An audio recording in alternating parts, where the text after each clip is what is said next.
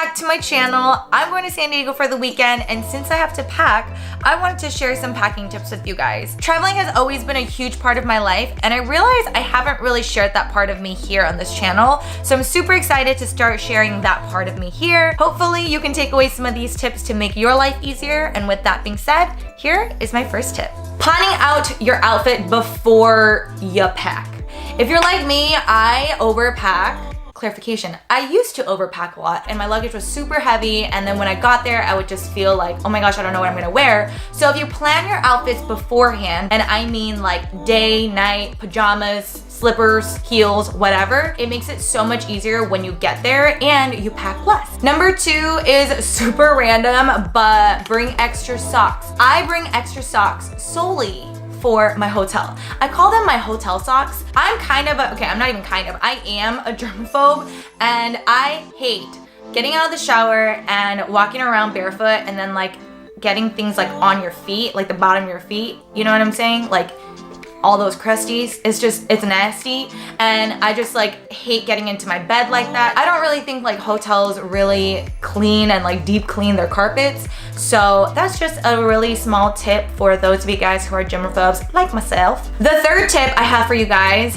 roll your clothes. I promise you this saves so much space in your luggage, and it just makes it so much cleaner too. It makes it super organized, and it's kind of like the KonMari method where you could like visually see what you're packing, as opposed to like when you're folding it, you're just kind of stacking on top, so you don't really know what you have in your suitcase and you don't have to like rummage through everything. So it's just like really nice to have it all rolled up. Number 4 is carrying a just in case bag. I carry around a bag and I put really random miscellaneous things in here that is kind of like a first aid kit / emergency just in case bag, hence the just in case bag. I like to carry some tissue. I have like an emergency sewing kit. I also bring like some band-aids or like cold medicine. It's not like super heavy. It doesn't take up a lot of space in my bag, but it's just nice to have. This never leaves my suitcase. It always stays in here even when my suitcase is empty. I don't even think about it, and yeah, so I carry around a just in case bag. Speaking of bags, I really like to use a lot of bags to store my stuff. I like to use smaller bags because I feel like it really helps me organize. So I like to carry around a just in case little bag. I also obviously have a toiletry bag.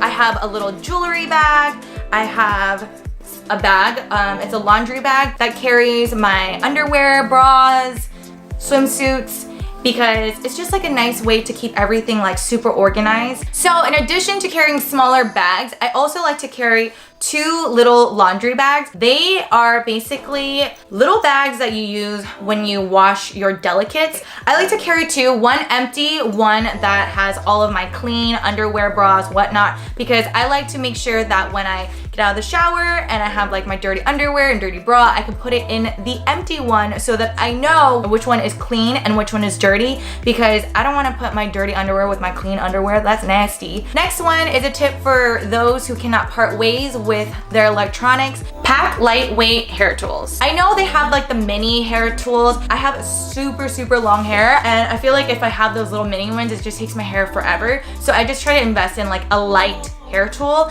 So a lot of times when I buy like a curling iron or straightener, one of my big deal breakers is like if it's heavy, I won't buy it. I need to make sure that these are like light, and even though, you know, it'll take space, at least it's super light so it doesn't add a lot more weight into my luggage.